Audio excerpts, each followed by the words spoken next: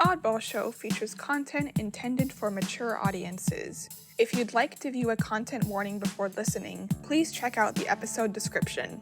The views put forth by our hosts and our guest reflect the speaker's opinions and not the official stance of Oddball Foundation.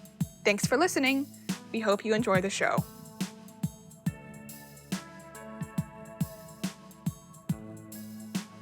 Hey everybody, it's Jason Wright from Oddball Show, and I'm here today with Lori Mitchell. So let me paint a picture for you. So it was March 11th. I know because I have this book called Born to Read, where I'm chronicling all of Emerson's books because I'm a dork like that.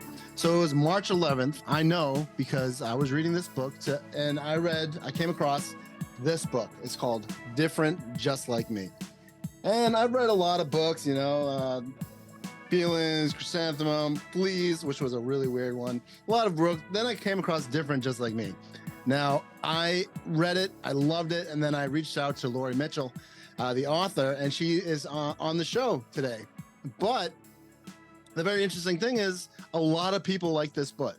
So, and we'll get into it. So, Lori Mitchell is a native of Redondo Beach, California, graduated with honors from Art Center College of Design in Pasadena with a BFA in illustration, has since illustrated myriad projects, including 10 books.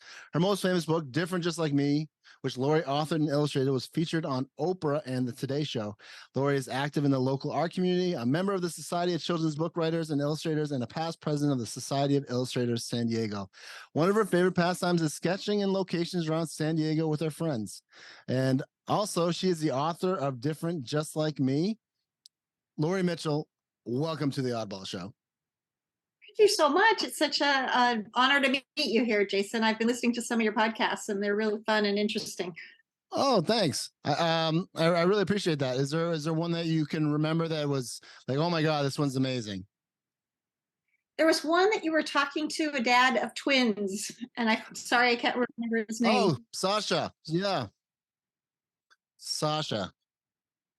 His take on the idea of mental health and so on. It was really interesting. Oh, thanks. Yeah. We talked about internal family systems, which is this really interesting thing that is about like the brain, body, and connection, and getting in touch with your body through your brain and your parts and all that kind of stuff. Really interesting stuff. And I don't know if you know this much, but I'm a huge mental health advocate.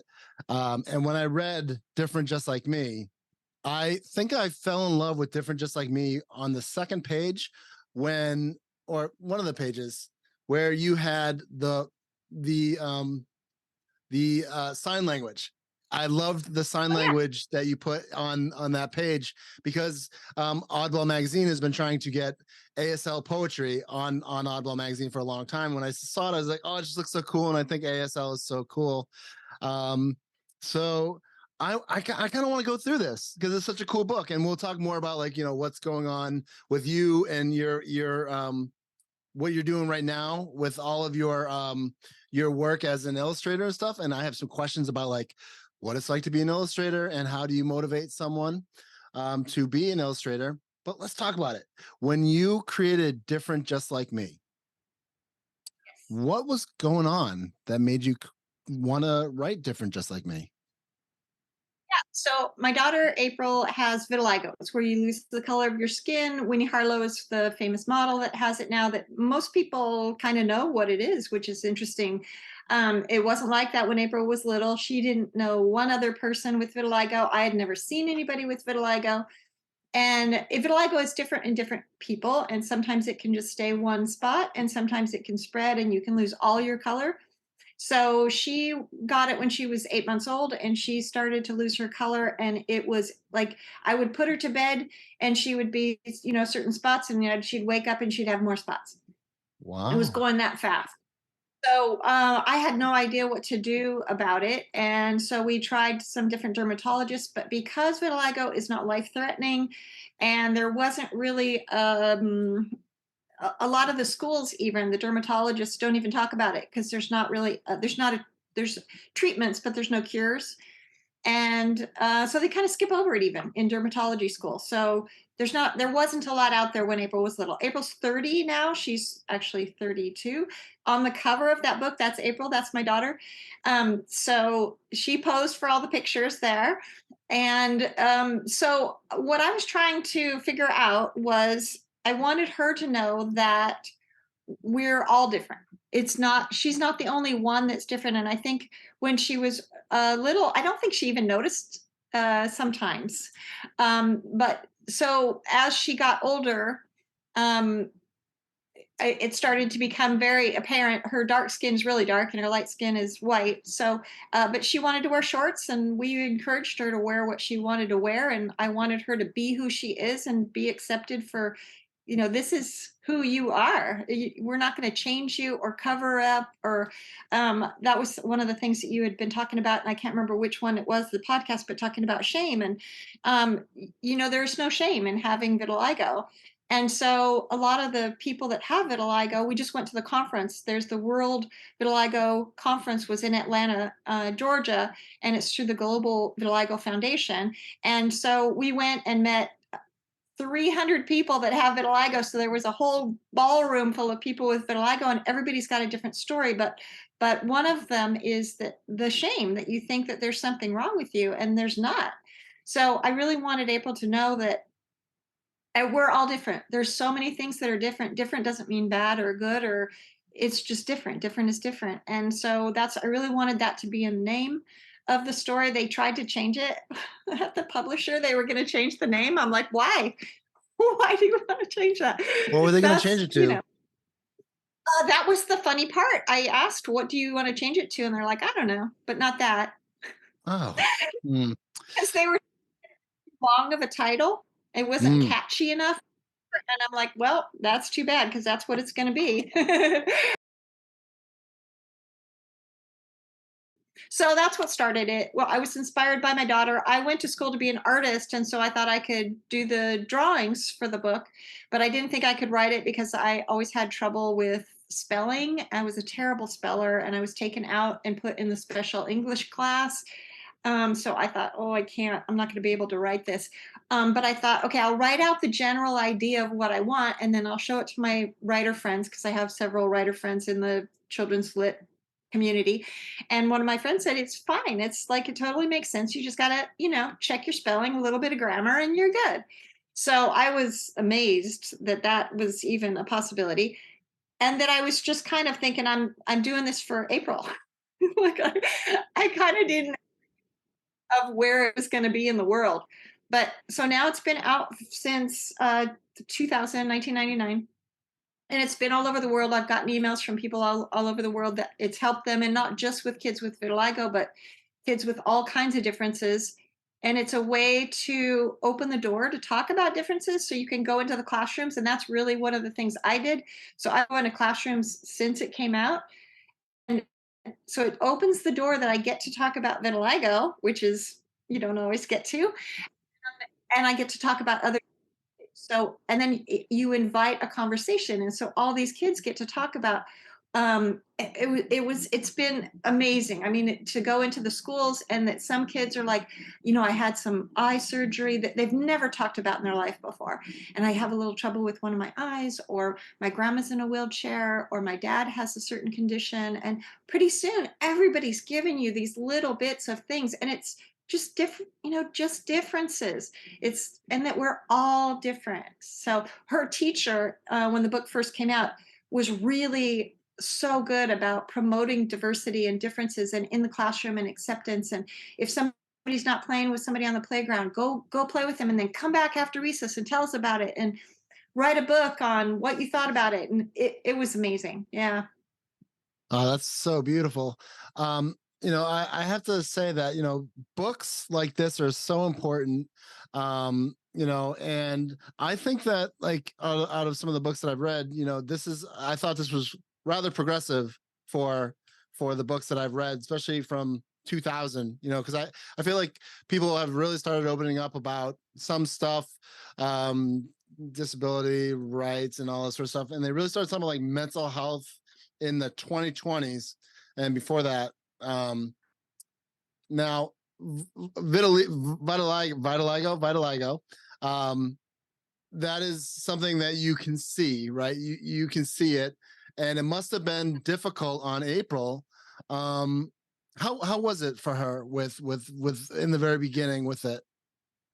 Yeah, so when she was little, before she went to school, I made sure that she had a group of friends that knew what it was, and so it pretty much all the her friends and the people that we were around knew what it was. And as it progressed, you kind of don't see it anymore. But when I brought her to kindergarten, I thought, how is this going to go? Maybe people won't even notice. Maybe it won't even be a big deal. And I didn't want to cover it because that was a sign of shame. Let's cover that up. No, we're not going to cover it up. So, but how am I going to introduce her? She needs to. We went to the first night where you go at night and all the families come and just kind of get to know the school and the teachers and just orientation kind of. And I thought, well, maybe nobody will notice. I was wrong. So there was kids that were pointing and mouth drop open, and it was very disconcerting, and I just cried because I thought, I don't know what I'm doing. How am I going to do this? I don't want her to feel embarrassed, but I want them to know who she is. And, all these ideas going through my head about how I was going to work it. So one of the ideas was I can send her to the office on the first day, and then I can tell the whole group in the class, look, this is what April's got. And, it's not contagious and you can't catch it. And she's just like you. And then I thought, no, that because that's kind of that's a shame thing as well. I'm going to put her out of the room. Why am I putting her out of the room? So is that giving them the message that there's something wrong, that you can't talk to us in front of her about this?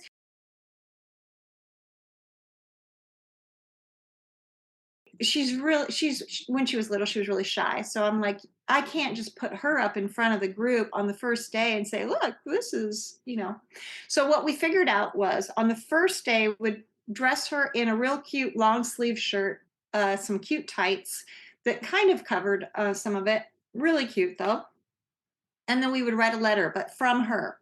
So it was starting out as a person. I like macaroni and cheese, and I have a dog, a cat named Gizmo, and I like this, SpongeBob SquarePants, whatever. So it was introducing her as a person, and then, oh, by the way, I also have two different colors of skin.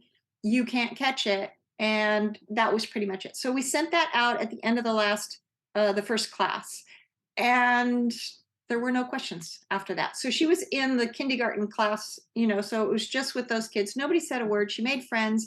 She had a lot of good friends all through school that were really would defend her if they needed to. And there was sometimes. So she felt like she fit in and didn't feel shame and felt good about it. And then when she went into first grade, her first grade teacher was so good. She was a mentor teacher, and so she knew all these tricks. So I'll just share a couple of them, just if there's any teachers listening. One of the things was that she called April in the summer and said, do you want to come and help me set up the classroom? Which seems like such a simple thing. So any kids that have any kind of differences, they're going to feel nervous on the first day. She brought April in to know who she was, to meet the teacher, to find her surroundings, to know her seat that she was going to be sitting in. April could help set up some of the stuff in the classroom, so she felt comfortable with that. Then on the first day of school, they line up on the playground. They're all lined up on the playground. Everybody in the general population now, she's in first grade, so she's with everybody. So her teacher had April in the front of the line, and all that she did was put her arm around April. So simple. She didn't have to explain. She didn't have to say it's okay to touch her. She didn't say, I'm not going to catch this. She just put her arm around her and then they all walked into their classrooms. She's got her arm around April, made such a difference. So, and they were able to talk about it. So it wasn't hush hush or hidden or, this is something that we should keep under the wire. It's okay to talk about. She's got two colors of skin. Some people would say, you look like a cow or you look like a Dalmatian or whatever. Mm. And she would say, I do. I have two different colors of skin, just like a cow or a Dalmatian or a beautiful dappled pony or a leopard or a giraffe. She had all the different animals that were just gorgeous that she loved. She would say it was like swirl. She would call herself Swirl Girl because swirled ice cream, chocolate and vanilla. So she had fun with it and wouldn't, so that if anybody tried to bully her and say, "Ooh, you look weird" or something, she's like, "I know I don't." You know, Yeah. you're saying I look like a cow. Well, yeah, I look like the skin on a cow, maybe. Yeah, so. So just trying to talk about it. So the book helped with that, to be able to talk about it, but to talk to other kids at the school about all their differences, and that April wasn't the only one student that was different out of the whole group. Well, this book, Different Just Like Me, I just want to keep on like talking about this book because I think it's so beautiful. I keep on thinking of this thing I want to talk about real quick is that I know someone in my family and friends whose daughter has a limb difference. She's young and my daughter's age, and she has a limb difference. I can't help but think that what it's going to be like for her when she begins school. Um, and I feel like hesitant to even like talk about it, like why bring this into the conversation, right? But I feel like it's like important to ask, like, what is like some advice you'd give for someone with a limb difference, or something similar to that? Yeah, I've had some parents contact me. So actually on the website, so there's a website, differentjustlikeme.com. There's a part for resources, and you scroll down and it says family just dealing with differences. So all these little tips and things, I'm no expert for sure. So I was just learning on the job kind of as a parent, and we just found certain things that worked, and April figured out things that worked. So if they want to go there, they can, take a look at some of the different ideas of things that helped. But I think number one is to be able to talk about it. If it's okay with the parents, if it's okay with the child, and everybody's different. We all have different comfort levels of what we want to talk about or not talk about. But I know with vitiligo and all the different stories that I've gotten from parents, the more that they can talk about it and just put it out there and say, this is what this is and isn't, if you can get that out there the first day, it just takes all the sting out of it. It's like nobody's going to come at you because we've already talked about this. It's nothing new. You're not telling me Mm, something I don't know. And his parents would cover it that they were Indian, and it seemed culturally that it was more appropriate to cover it. So the parents thought it's going to be best if we can cover it. It was on his hands, and so he was in, I think, fourth grade, I think, and so he put makeup on his hands every day, going to school with makeup on your hands. You're a little boy. He would pull his sleeves down by the end of the day because the makeup's starting to wear off. He couldn't play. He would sit there with his head down because he just wanted to, disappear. So just his whole body language was shame. mm, And so it turned out that because he wasn't talking about it, people started to make up in their heads what it was. Maybe it's something we're going to catch, or maybe, so he ended up getting bullied so bad that he had to move to a different school. At the new school, he's on the first day, "Can I just say this is vitiligo and I don't want to put makeup on anymore. I just want to be me." So he was brave and got up in front of the group and said, "This is vitiligo and you're not going to catch it. I'm just like you are, and no problems for the rest of the, school year." So it seems like the more that you can just talk about it, the more you can accept it yourself, the more you can love yourself. And that seems like what it always comes down to too, is the more that you can love yourself, the more that you can accept this. And it's just kind of a self-love, and not accepting the shame that kind of people try to dish out. It's not, that's not mine to take. Nope, you yeah. hang on to that. And also, I simply believe the resiliency of the child is really important, and the just the general attitude, and just I don't care. This is how I am. This is how I am. This is where I'm me, and you're you, and that's it. Different, just like me. And then you have like the fighter moms, like you, or fighter dads, or whatever, the people who like just go to bat for their children. And that's what you, and that's, it sounds like that's what you did with, not only did you like, you're like, hey, this is who you are, and you rock and just do it and go for it, but also I'm gonna make this for you too. different just like me. Um, so what came first? Was it after you realized the impact of speaking to the teachers and like just having April go into school and stuff, and you're like, you know what? We got something here. This is important. People need to be aware of this. And then you wrote different just like me? Spark for it came when April was 4 years old. We were at a Padre game here in San Diego, and there's 50,000 people in the stadium, and she was curious about everybody. So she's saying, how come that chair has wheels, and why is there a dog? There's some dogs here, with people, and can I bring my dog? So there was like all these questions, and how come that guy doesn't have any hair, and how come that guy's so tall, and how come that person, so there's just all these questions. And so I thought, well, we're all here at a baseball game. We're all just enjoying ourselves. Look at 50,000 people. We're all doing the same thing, enjoying this beautiful day. But we're all different. Look how different every single person is, that for whatever reason, we're all different.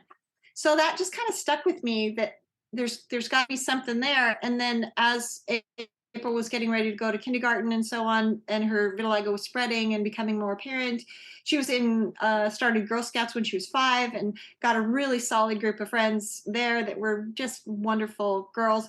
But so I thought, how can I put this together? So because I'm an artist, the pictures came first. So I saw the pictures of how this was going to work, and then the words came after. Going to bat for somebody. So I promise you, April was bullied once by a second grader. She was in first grade, and she was bullied by a second grader, and she was able to tell me about it, because we would have conversations about, how are you doing? Is anybody saying anything? We would practice what to say if somebody did say something. So if somebody does say something about your vitiligo, what do you say? And she said, I just have two different colors of skin. I'm just like you. So it was just a real quick answer that she was able to say. So when that girl, she came home, and we were able to talk, and I was glad that she could tell me that this girl had said that she didn't like the look of her skin and so on. I promise you, I was ready to go out the door, by that girl, and give her a talking to. So I really, really, really wanted to do that, because I know that April is a little shy, and that she's going to not maybe stand up for herself. And I hadn't seen her particularly, she would say what it was, but she hadn't been bullied kind of like that before. So, but I caught myself, because I thought, I'm not going to be there every time. I'm not going to be there to defend her every time. She's going to have to defend herself. She's only in first grade, but she's going to have to learn how to. What would you do? So we practiced, and I was saying, okay, April, I didn't want to tell her what to do. I didn't want to go fight her battles for her. I wanted her to be able to learn how to fight her battles. So I said, April, what would you want her to know? And so she's like, well, I don't know. I want her to know that I'm just like she is. Okay, what else? I want her to know that I don't like her saying that, because it's not very nice, and it doesn't make me feel very good. So it was all just honest answers, and I'm like, okay, well, that seems fair. Do you want to just tell her that? Yeah. Okay, so I'm like, all right, well, let's see how that goes. With not really any faith that she was going to actually talk to this girl. So I kept in touch with her teachers to make sure that we were on the same page. I didn't want there to, I was trying to like nip it in the bud before anything ever happened. So I'm going to talk to the teacher, make sure they know what's going on, and we'll, keep on top of things. So I talked to her teacher, told her what was going on. She said, okay, I'll keep an eye on her.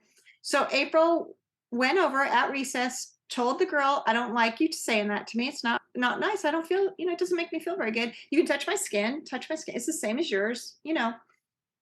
So her teacher let her call me after recess to tell me that, yeah, I talked to her. Yeah, seems fine. We're fine.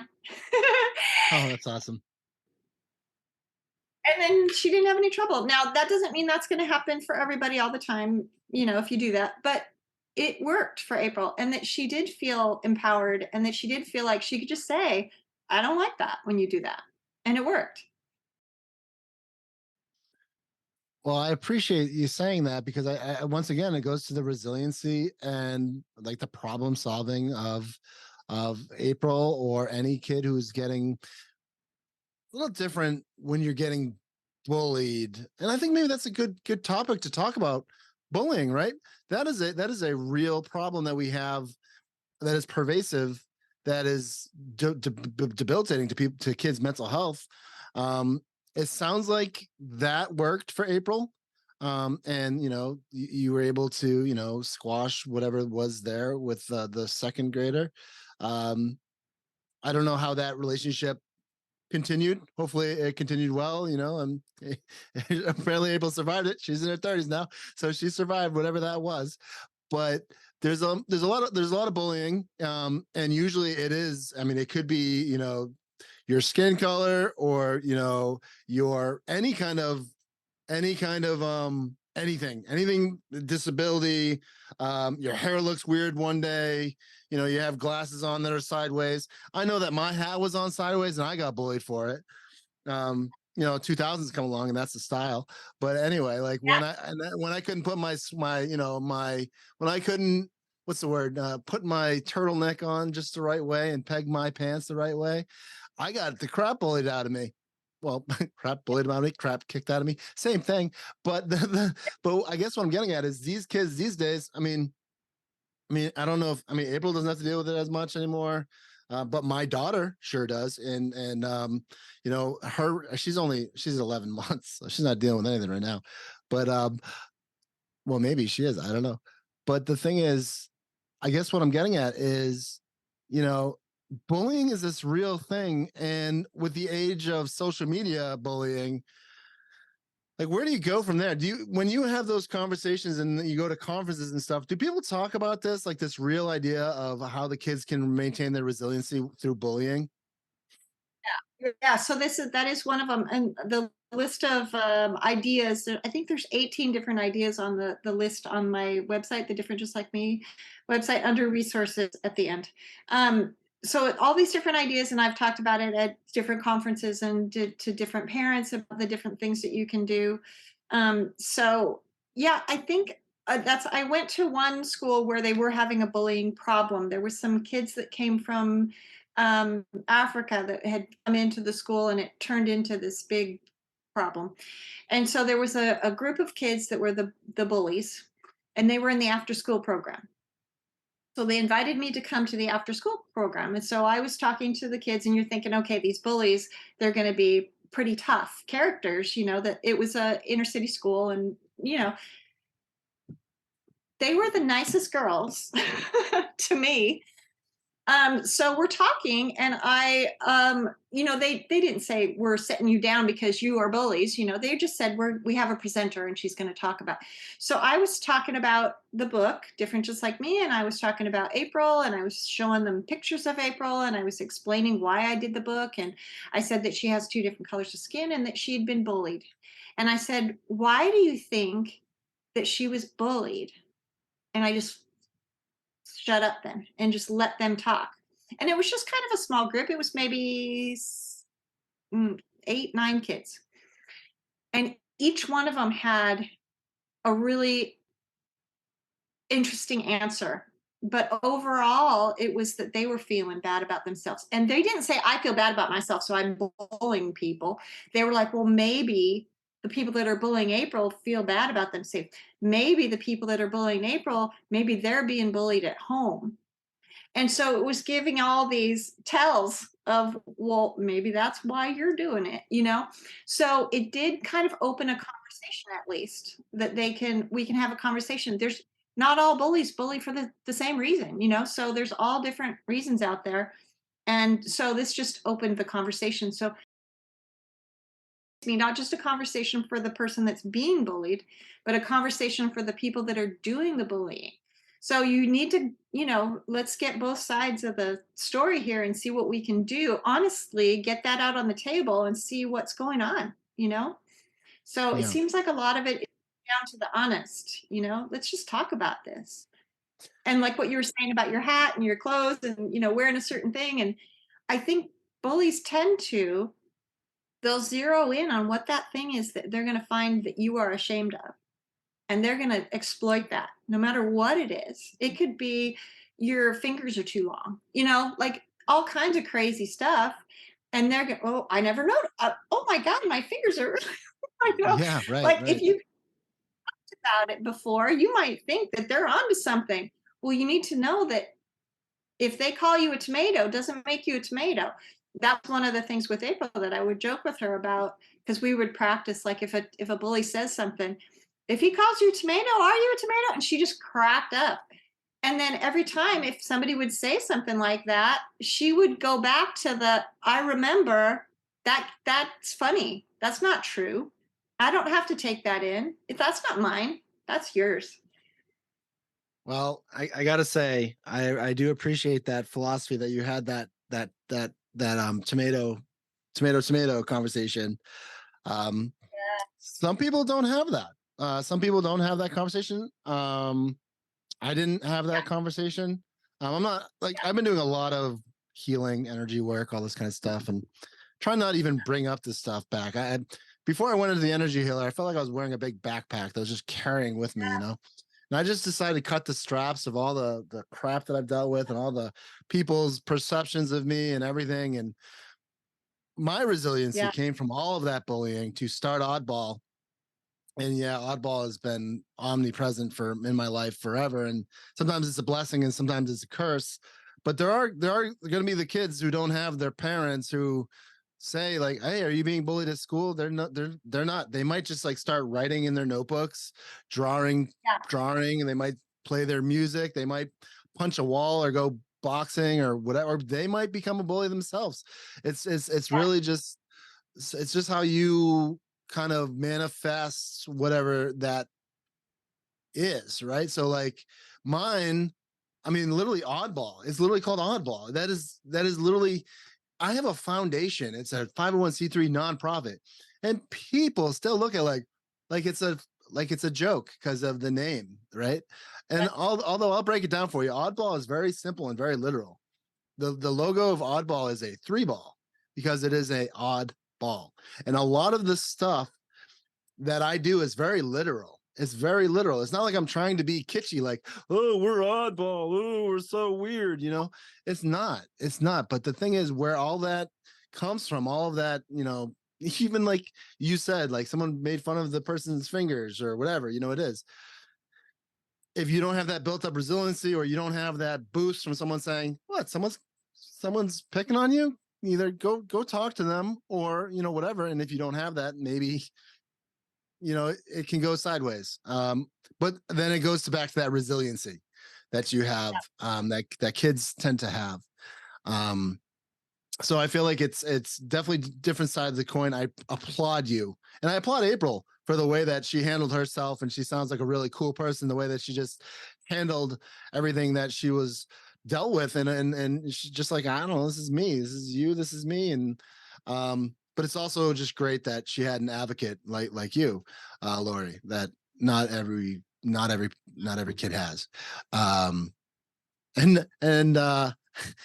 not every daughter has a mom that goes on Oprah. I'm just saying. I knew I wanted to get to it at some point. I wanted to talk about it, but I don't really want to talk about it that much because I feel like you're probably like, you get talking about going and meeting Oprah, and I'm like, not like I'm like I want to talk about you meeting Oprah because I do, but I feel like there's a lot of more stuff to talk about. So before we get into you meeting Oprah, which is super cool, considering she's Oprah. I kind of wanted to talk about this too.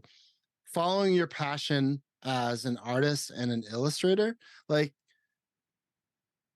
you illustrated this book. Like you were like, I don't want to have you. I'm guessing you didn't want someone else to illustrate this book for you. You wanted to illustrate it yourself, right? Yeah, so I knew how, because I visualized it first and saw the pictures first before I even had the story. I mean, I generally put the pictures together as a story, but it wasn't, I didn't have the words. So I knew how I wanted to arrange the people. I knew that I wanted the backgrounds to be black and white. So the people are really, in the first part, it's all the people are just in color, because I really wanted you to see those differences of all those different people.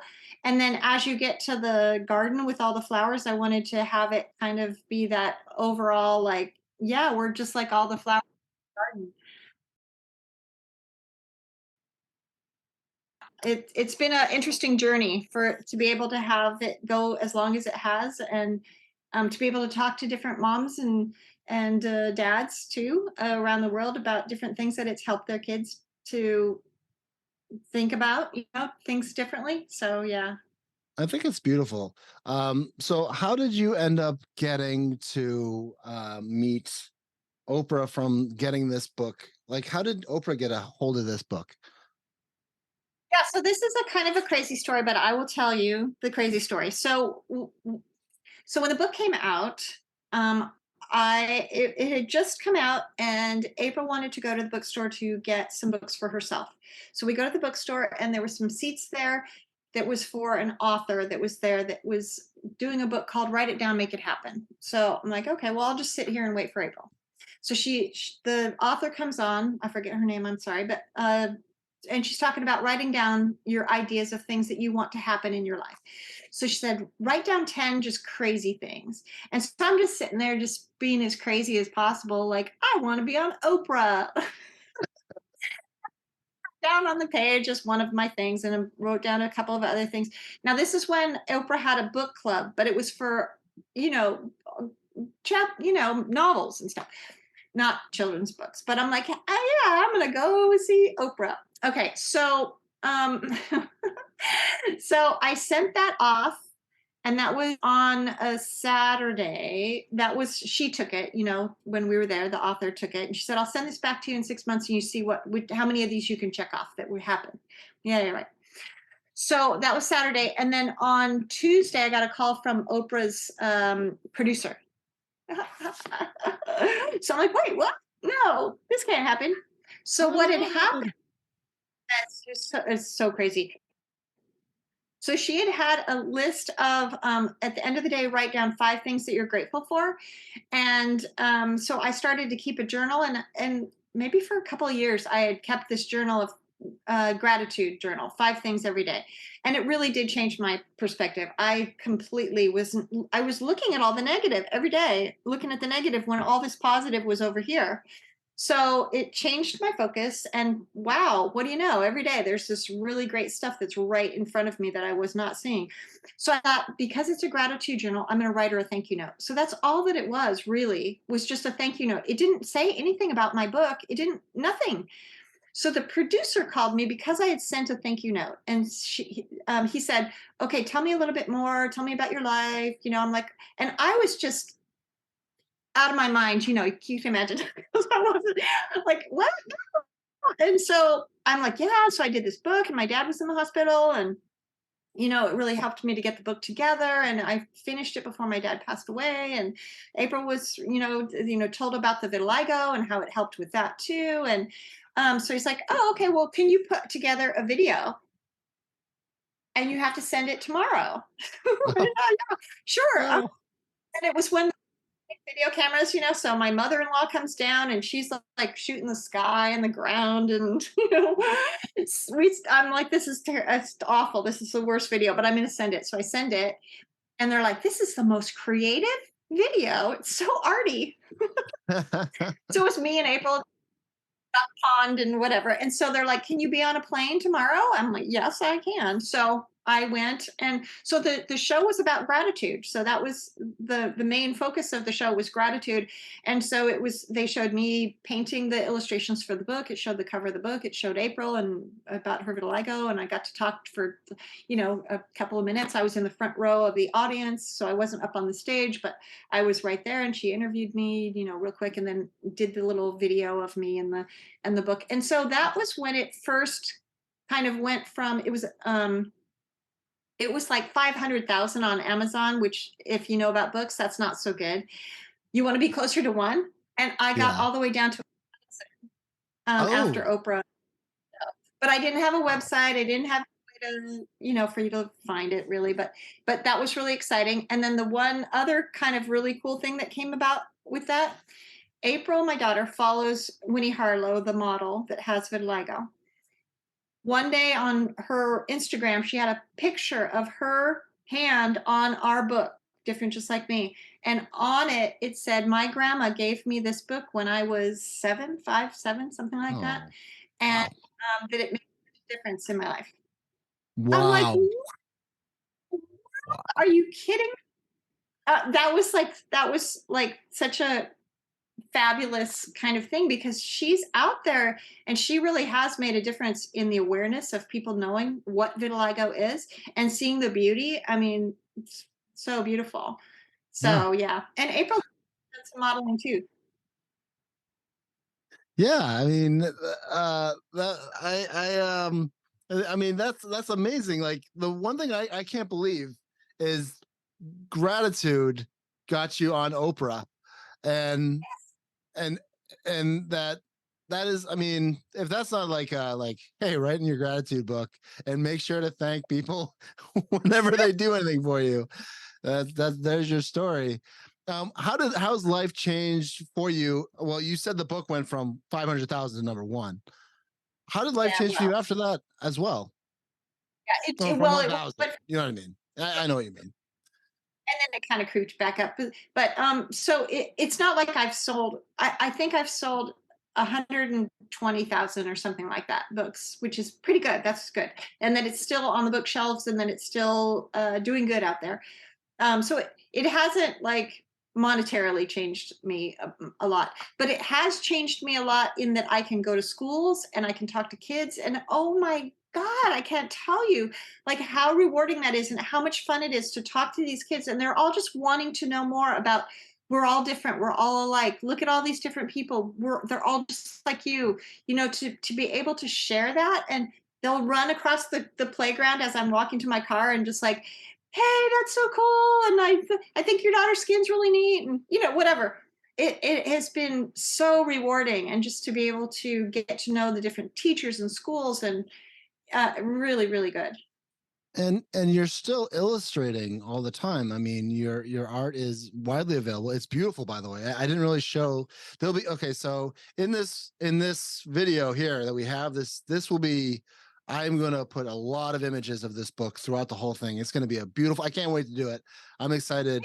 But also your other art is awesome. I saw something, I wasn't like scoping you out or anything, but I saw this really awesome thing that you did called like the Wright stuff or something like that. I don't know. It's just like some drawing of an astronaut that you had on your website, and then we'll put a link to your website on it. But I'm telling you, your art is awesome. It is super awesome art. And I know that you put like, and also like me and my daughter are super into stars and astronauts and stuff like that. So when I saw that, and it said like just write or write stuff or something, I don't know, whatever it said. Wright, WRIT, and it was for a writing conference that was at an elementary school, and I got to be keynote speaker. And so I'm like, I can make this little thing for you, and they're like, okay. So they ended up having T-shirts and stuff with that. And it was really fun. Yeah. Oh, it's a So beautiful, I it's a cool drawing. I love it. And I'll put it on here so you'll see what I'm talking about. Um, how do you like keynote speaking? Do you enjoy it? I get a little bit nervous. I don't know if you could tell, but sometimes I I do. get a little bit. But it's really fun. I get over my nerves pretty quick, and then just to be able to connect with the kids is so much fun. I never thought that I would be doing anything like that, but to be able to talk to, sometimes there's 300 kids in the room at the same time, and to be able to tell them the story and to talk about April a little bit and talk about vitiligo and raise awareness just about that and just about that we're all different. It's just it really is. I don't know. It's hard to put into words how much fun it is. It is. It's kind of like having a podcast. Like podcasts, I never thought I'd interview you, Lori. I just read your book and I loved it, and I'm so grateful that you came on the show. And I hope that like it. I hope that people just read this book. I mean, it's just a fantastic book. I have a couple. I have one more question for you. You're working on stuff right now. Are you working on anything right now? Is there anything that you're working on right now? So I just did a giant mural, which I never thought I would do either. But I did small watercolor, and then they take those and they put them on these panels. So they blow up this little watercolor and then put it on these great big panels for Warwick's. It's a bookstore that's 125 years old. It's the oldest family-owned bookstore in America. And so it's on the back, all the authors that they've had, not all of them, but some of the authors that have been there are, so that it's on the back, 20 different artists or authors. And so another company, it's the fire company in fire department in Otay Mesa, which is down here by the border. They're building a new thing, and they saw that, and I was gonna do firemen portraits, and it evolved and changed, and now it turns into landscape. So now it's another mural that's going to be these big panels of watercolor. So as an Oh, artist, I think, wow. as a creative, you're a creative. There's always different avenues and different things that just kind of come to you. This just kind of came to me, and it was I really had fun doing it. It wasn't anything I thought I would ever do. Same thing, but it's really fun. I would show you, but I can't show you yet because it's not up yet. But um, I'll So, send you. oh, thank you. I do want to. I know I respect your time, but I also just like respect you as an artist. I kind of want to dig your vein. Just a little couple more questions. So as an artist, do you feel like that is like really like because it's such a talent. It's such a like I'm a writer and it takes me 15,000 words. No, not that. It takes me a Yeah. lot of words to put together a poem to make you feel something. But you could the illustrations in this book or just like the murals or something like that. Um like first of all, where like the talent is such a talent to be an artist, but to be able to like see your art on a mural and like it's like having like a billboard, of like your art and it's permanent. That's beautiful. It's really fun. I get in my head about my art sometimes, and when I was doing that book, I proposed it before I had done anything in that style exactly, and I started to question, like, oh my god, I promised them to do. I'm going to do this whole book, and I'm not going to be able to do it, and I'm terrible. And why did I even choose to, tell them I could do it? I can't do it. I don't know what I'm doing. And I would work at 3 o'clock in the morning or so because while April was sleeping, I would work. And so I remember getting the word hubris kept coming to me. Hubris. What does hubris mean? I can't remember what hubris means. So I look it up, and it's pretty much full of yourself. Hmm. Well, that's interesting. I was feeling kind of full of myself, like I'm so good, I'm so bad, I can't do this. And so what keeps coming to me now is just do the work. Just do the work. You don't have to judge yourself if you're good or you're bad or that it's going to, whatever. I get in my head about it too much and I think what's somebody going to think about this is going to be good enough, whatever. So I tell myself then when I start to go there and get in my head about something and this isn't working and I don't know, I start to just go, just do the work, just do the work, just do the work. So that's how different, just like me, came together. Finally, was just do it, keep going. If you don't like something, put it aside and do the next one, do the next one, do the next one. So that's how I work now. All right. Okay, so that brings me to one other question that I was thinking of is the writing process for you and the art process. Now, like one person I interviewed once, Elaine Hall, she said that she wrote at night, like after everyone was asleep, that she wrote, I think she did like a meditation and then she would write. But then I interviewed like another person and they would do it in the daytime like after their cup of coffee and they would write for 500 words with this idea of like I'm going to do it every single day, 500 words and I think there's a lot of dedication to the craft of writing. For me, like I don't know, I write because I have a deadline. I write a bunch of poems and I have a deadline every Tuesday, but it's a different thing that like you're actually like like putting a book together and then you had to go through the publishing process and stuff, so you were all that kind of thing. um what was your process and like how did you motivate yourself to do it? Like did you have like a strict like I'm going to do this like three times a week or whatever, But you to know write the book, writing is like pulling teeth for me because of my problems with mixing up letters and stuff that I've always told myself that I can't write, and it makes me, oh gosh, I don't want to write. So the writing part, that's tricky. The thing that kept me going on that one was that it was for April, so of course I'm going to do yeah, it. beautiful. So it would be this sitting down every day and just getting it, just do it, just do it, Yeah. just do the work. As I had the pictures first, so I drew the pictures kind of first, I sort of could lay it out. So I had on my wall a foam core, and I would just stick the different pages to figure out the flow and to see the way that it would work. And then I could put the, it's 100 and I don't know how many words. I'm going to say 200 words or whatever. So it's not a lot of words, but you got to make them all count. So just trying, make sure that that works. I'm going to say I'm not really a writer. I'm not going to probably be writing a lot of books, but I do want to do more illustration. I've illustrated, I think, 10 books. I'll show you what I do for my illustration part of it. So see up here? Yeah. There's all sketchbooks. So this is what I do to try to keep doing my artwork. So every day I do artwork. Oh my God, look at those. Those are beautiful. I draw people and draw things. When I go out, my husband and I go out for coffee every weekend. So we go draw. So I draw whatever's just kind of, but if I can keep drawing and if I can draw every day, then when that was Notre Dame. Was that Notre Dame? Yeah. Have you been to Notre Dame? Yeah. If I can draw every day, then when I have to sit down and do my project, I'm not as freaked out. Like if I haven't drawn for a month or something and I have to sit down and do a real paying project, it freaks me out. So if I just keep going, it kind of keeps that momentum, I have this in my purse. So I have this, I have a little travel watercolor and a water brush in my purse. So even when I'm out, for whatever reason, I've always got a way to draw. It's such a crazy talent. It is not crazy. Like, trust me. Can I show you? I was trying to draw the other day. I was trying to draw the other day a picture of my daughter in her Red Hot Chili Peppers shirt. Really cool, really cute. She looks super cute. She's got a bow and everything. And I was trying to draw it, and I was like, oh, well, I'm going to try and extend myself into something different here.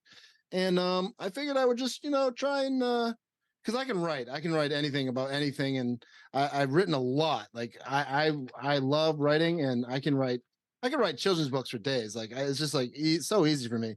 But like, I'm sorry, I'm not saying like. No, I get what you're saying. Like, this is the drawing. Hold on, this is the drawing of my daughter. All right, she's wearing the Red Hot Chili Peppers shirt, and there's her bow. And my and those are, see those right here, those things, right? Those, that's like her. Yeah. Those are the subtleties of her cheekbones. I never learned how to draw. But that's good that you're trying to do that. I love that you even did that, and I love that you showed me. It's so fun because you'll remember that moment with her that you drew that picture. That's all my sketchbooks.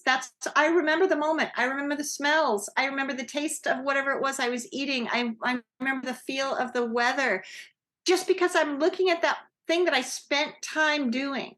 So it doesn't matter what comes out. That I don't care that anybody sees my sketchbooks. Just that you did it. Well, I appreciate that. Thank you. And that's good advice for any artist. I literally had someone on the podcast talk about I like her. She's great. She's a poet, and poets are like, she's a very nice person, and she's a writer, and I had a great conversation with her. But poets are a lot different than artists, and poets, not her, but poets in general are different than I think artists in many ways. I'm a different poet than other poets. I think poets take themselves wicked seriously. Do you take yourself seriously as an artist? No. So I just say that really quickly, but I teach classes. And so one of the things that I try to talk about is that don't take yourself so seriously, like to have some fun with it, and that we don't have to play by the rules. There's so many rules with art, so many rules that you think that you have to follow and you don't. So break the rules. I'll show you what the rules are so that you know what they are. And if you want to follow them, go for it. But let's see what we can do if we kind of break some rules. And a lot of my stuff is very not serious compared to what there are really serious artists, and there's nothing wrong with that. To be a serious artist, great, serious poets. We need serious poets. But I'm not one of them. Like I'm not going to be one of the serious artists because that's just not who I am, and it's not fun for me. That's not fun for me. So like Yeah. drawing while I'm that's really fun. Drawing when I'm Yeah. at a coffee shop, finding somebody interesting with a weird beard, or eating some kind of weird sandwich, that's fun for me. And that's what so that's what I had to kind of come to. I had to figure out what's fun for me. I don't have to do stuff that's not fun for me now in my stage in my life.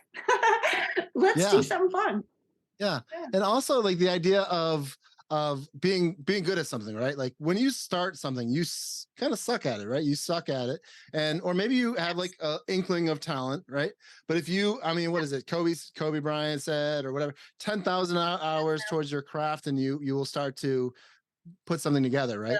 And I really do feel like, I think that's the message here is like keep on but when it comes to poetry, there's this whole thing about submissions, and you send a poetry, you send your poetry, you work hard on it, and then someone sends it and then they say this is not good, and it can set you back. I don't know if they have that vibe in art as much as they do, or do they, or And that's kind of where I feel like I don't really fit into a category. Like there's the watercolor society, I don't really do that. And there's different, kind of different artists, and I'm kind of like an illustrator, and you're supposed to be a fine artist. There's all these different labels and things where you're supposed to fit in or not fit in. So I'll try sending my stuff out to different shows, and I get into shows, but there are the rejections, and I just gotta, okay, then it didn't work for whatever that was, and let's move on to the next one. But it's tricky sometimes.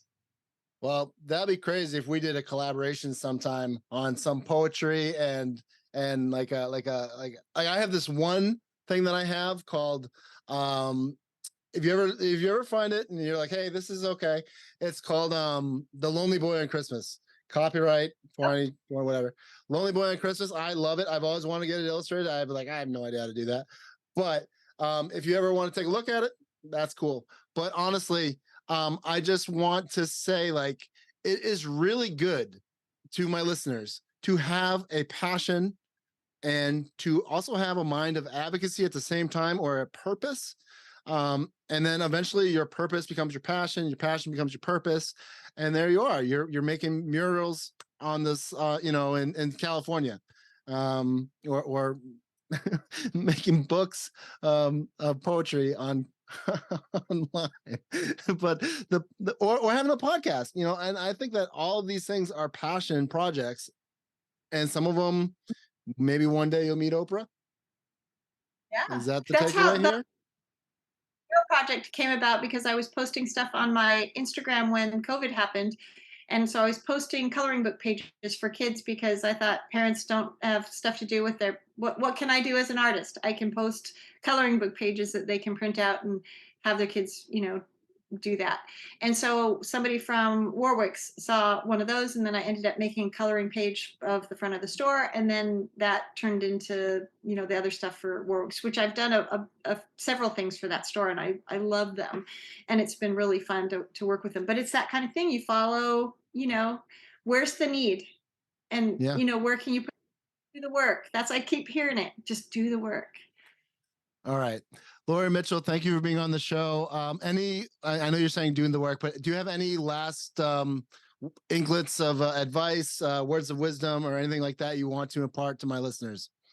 Yeah, just what you were saying about the 10,000 hours. There's an Ira Glass video that, if you can go to YouTube and find it, but it's generally, he's saying that once you start, you have really good taste, but you don't have the ability to match your taste level. So those aren't lining up. So you have to wait until, like, just keep doing it. And then pretty soon your taste level will match up with your ability.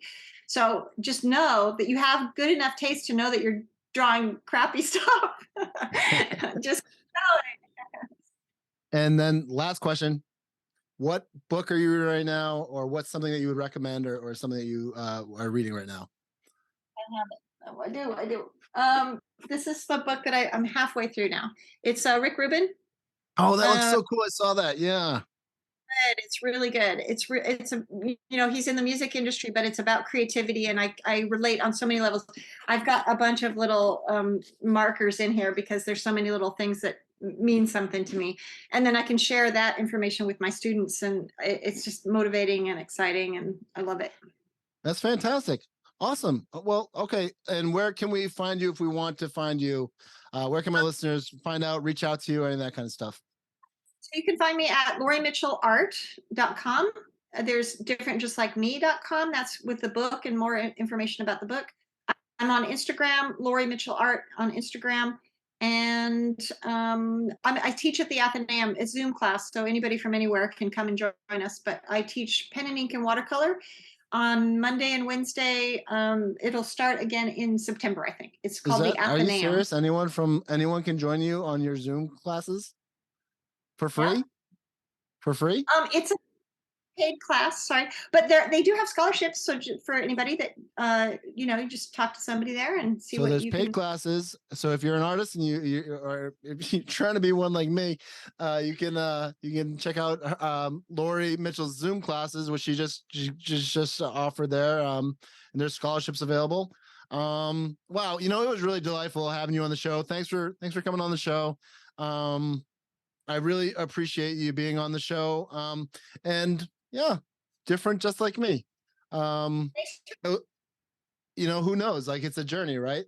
So, keep doing. So everybody, I want to thank Lori Mitchell for being on the show. This has been Oddball Show, and we'll see you real soon. Thank you. Bye. My pleasure. Take care, Lori. Holy cow, what an interview, right? Lori Mitchell. What can I say about that interview? So first off, the book is Different Just Like Me. So in full disclosure, I didn't know how much you could see of this, but this is the book, Different Just Like Me. Lori Mitchell. Incredible book. You can get it. You can get it everywhere. Get it on her website. Support her website. What a phenomenal book! Really, I read it. I loved it, and that's the power of the local library. And maybe if there's a tale here, go to your library. Honestly, it's a free resource. You can get any book you want at the library. The fact that we have libraries available that you can just get whatever book you want, and you can find a book like this one that's so incredible. What a resource. I mean, I know it's like, go to a library. Like, no, but honestly, go to a library. Why do you not just stop this podcast right now and run to your local library and get as many books as possible? I went today, and I'm pretty sure my librarian thinks I'm certifiably insane because my daughter is 11 months old. But it's pretty cool. I got this book for her before she was born. It's called Born to Read. Our first 5 years in books. And I'm proud to say that it's like pretty cool. It has like special guest story time and stuff like that. But the first book we read was, so she was born on July 28th. And the first book was August 5th, 2022, Snuggle Puppy. Not bad. Snuggle Puppy was read. And the notes are very simple. Mom, dad, heart, whatever. And then I really got into this book called Steam Train, Dream Train. That book just rocks your socks off. I read it a bunch of times. But then I started going to the library, and then the books started piling up. So now a lot of stuff happened in this 1 year. Very interesting. So this book, right, on the March 22nd, my daughter Emerson's grandfather passed away. So we put like a frowny face and Papa on that day. And, Father's Day happened, and we put by the way, this Shea Bob, 3 stars. Fox and Socks. Oh my God. 3 stars all along. But I kept on reading it over to The Giving Tree. What a book. Celtics ABC had to read that one. Her mom gave us Berenstain Bears. It's great. I read Fox and Socks again on the 8th of January. Let's see. I think I read Fox and Socks a bunch. If you've ever read Fox and Socks, it's a fun book to read. But yeah, there's been some really good ones. And then when Where the Sidewalk Ends, I read that forever. A Storm Called Katrina. That was a good one. 4 stars. I wrote 4 stars on that one. And then I keep on reading. Let's see, we're in January. So by the end of age 1 to 2, you're supposed to read 365 books, supposedly. But by then, I was in year 2. The Little Red Barn. I mean, some of these kids' books are easy to read, so it's not like I'm like doing anything different. The Butter Battle book, that's a Dr. Seuss book. That's a great one. Dr. Seuss's Sleep book. That's a tough read. I only read it once because it's it'll put you to sleep. Read Snuggle Puppy again on February 23rd. And then let's see, Make Way for Ducklings, classic. The Amazing Bone. That one will scare the shit out of you. I don't know if you ever read that one, but that one is terrifying for kids. I wrote that. Harlem Renaissance Party, 3 stars, loved it. Different Just Like Me, 4 stars, 311. And look, I just interviewed Lori Mitchell. She was fantastic, so super cool. Waiting for Wings. On March 17th, we got so deathly ill. That was St. Patrick's Day. Some people got drunk. No, me and my wife and my daughter got so sick that we were sick up until March 22nd when my father-in-law died pretty suddenly, actually. And then Emmy Cranky, It Begins on 4/3. Keats Neighborhood, that was a good one. Anyway, it goes on. Star Child, that book was awesome. I literally wrote awesome. Let's see. The Velveteen Rabbit, Emmy wiggled all over the place. And then we started reading Winnie the Pooh for a little bit. How to Write a Poem, that one was good. Alexander and the Terrible, Horrible, No Good, Very Bad Day, that one keeps up. And then Migrant, 5 stars. The Friend, that one was good. It keeps on going on. Let's see, 610 there. So let's see. Under the Sea, M loved this and laughed. Read the second book of Winnie the Pooh, and by the way, then we did the Oddball Show about Winnie the Pooh because that was interesting, right? A Milne. A is for Advocate. Love that book. I got that. I don't know where I think I got it at the library, and I just read it to her all the time. Gladys and the Magic Chicken, July 4th, 4th of July. Great book. Anyway, I don't know what 365 plus 308 is, but that's the amount of books that we've read to her. That's pretty good. 308, I don't know, 600 something. Anyway, read. Go to the library and read. Finally, last thing I'm going to plug is Oddball Festival happening August 13th. It is at the Mansfield Mass Art Center. You got to go to it. This is going to be awesome. It's going to be a bunch of advocacy organizations talking about mental health and wellness advocacy. We're going to talk about, we're going to have a bunch of poetry performances. I'm going to perform. I don't know if you want to, I mean, you can, whatever. And then also, we're going to have some live music from some awesome bands. We got Sir Ian, we have Eric Salt and Erica Mantone. We have the Speakers Bureau coming up. We have a lot of things. So it's going to be awesome. We're going to have some food trucks. Anyway, that's going to be a great event. If you like what you're listening to at Oddball Show, I really do appreciate your listening. And I do. I mean that from the bottom of my heart. And if you're listening to this far to this podcast and you're still hearing me ramble, God bless you. Anyway, I really do appreciate you for listening. I appreciate Lori Mitchell for being on the show. A phenomenal artist. Really, with the YouTube, you're going to see all of her art. It's phenomenal. Wow. I guess the takeaway is everyone's different. Everyone is... I mean, no shit, right? Everyone's different. But like, honestly, the thing is, pursue your passion and advocate. Pursue your passion and advocate. Maybe you'll write a book like Different Just Like Me and help out not just you and your family, but also thousands of other people. And hey, you just might meet Oprah. That's pretty cool. And on the flip side, read to your daughter. Go to the library.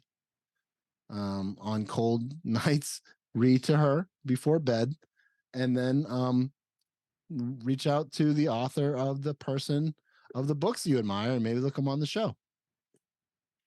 So there you go. My name is Jason Wright. This has been Oddball Show. Be well, everyone. Take care of yourselves. Take care of each other. Don't bully. Bullying is not good. Okay. And read a book. This has been Jason Wright, Oddball Show. We'll see you real soon. If you liked what you heard in this episode, learned something new, and want to stay up to date on what's going on with Oddball Show, please consider liking this episode and leaving a review. Subscribe to Oddball Show on YouTube, Buzzsprout, or wherever you get your podcasts. And check out oddballmagazine.org for more fascinating stories, poetry, and art. Thanks for listening.